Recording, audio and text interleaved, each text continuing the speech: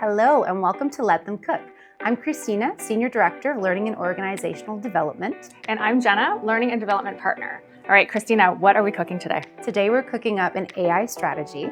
At this point in time, it is essential for all L&D teams to have an AI strategy. So we are pairing our AI tips with a Buddha bowl. Which of course we have to rebrand as the Bright Space Bowl. We definitely do. So let's get started. We've actually cubed some sweet potatoes and cooked them in a 400-degree preheated oven for 20 to 30 minutes. It really depends on the size of your cubes.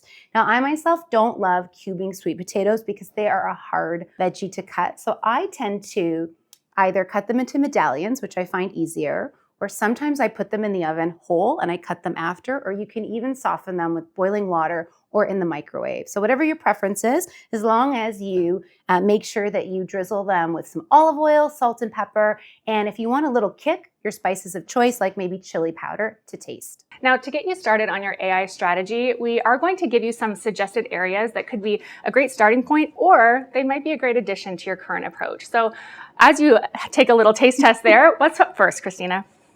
Quality control. Yes. Very nice, sweet and nutritious.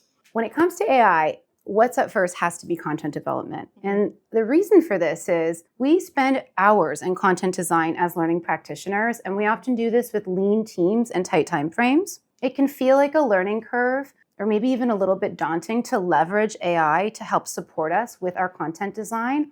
But this isn't about AI replacing us as content creators. It's actually about it helping us streamline our processes, whether it's hours spent in research, workshop planning, assessments, which we know take such a long time to design, or even implementation plans. There are so many ways that we can leverage AI to help us develop content.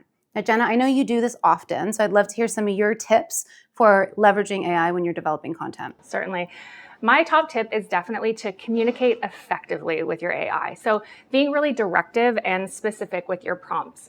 The more precise you are in your direction, the more you sort of humanize the AI and keep that conversation going, the more precise your generated content will be.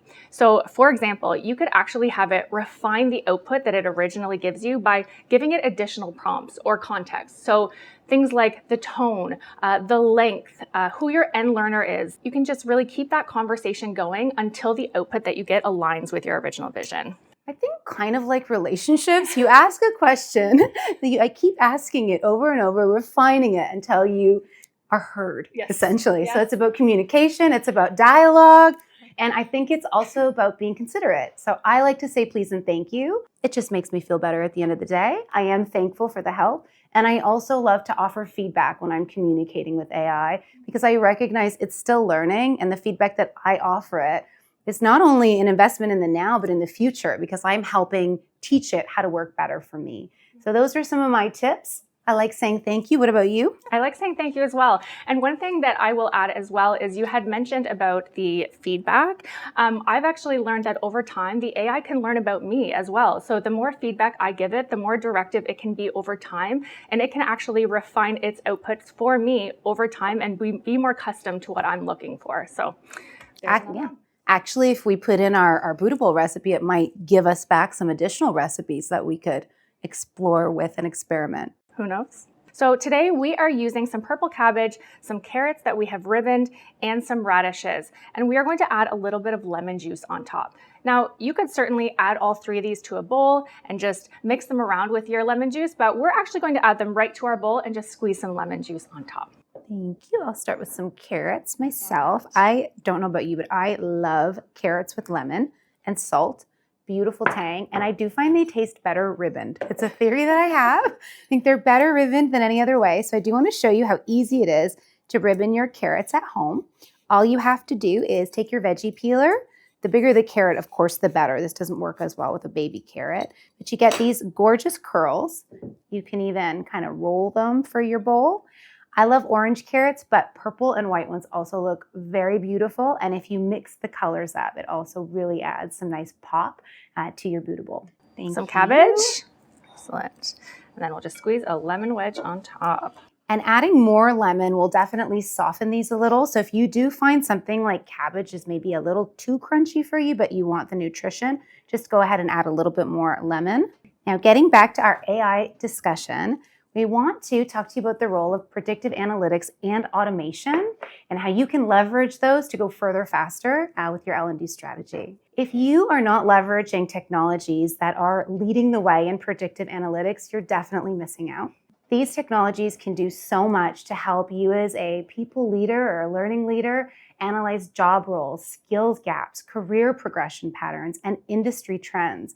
Imagine a world where we could tap in not only to the skills that are needed within our organization, but to skills across organizations and industries.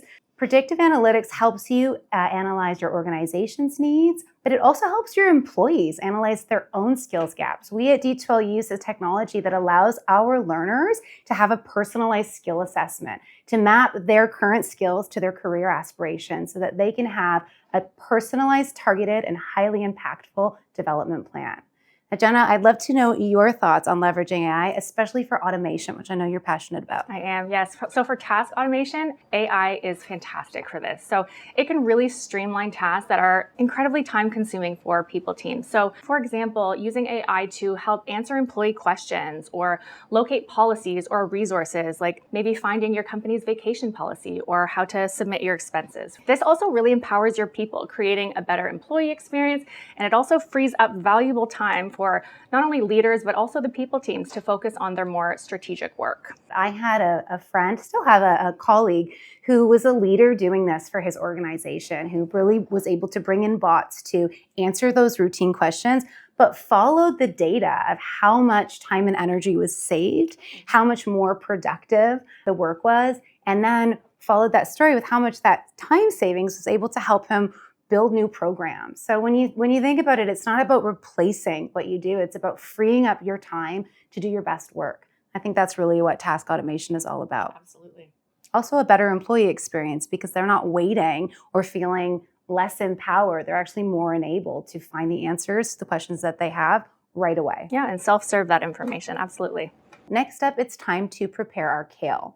Now we are using a rougher kale, and in order to prep it, we're going to want to add some lemon and salt and let it sit for maybe 15 minutes or so that it can soften. If you don't love a rougher kale, you can use a baby kale or you can substitute for a green of your choice like arugula. Now while we're doing this, we also want to talk to you about how you can leverage AI for coaching and feedback within your organizations.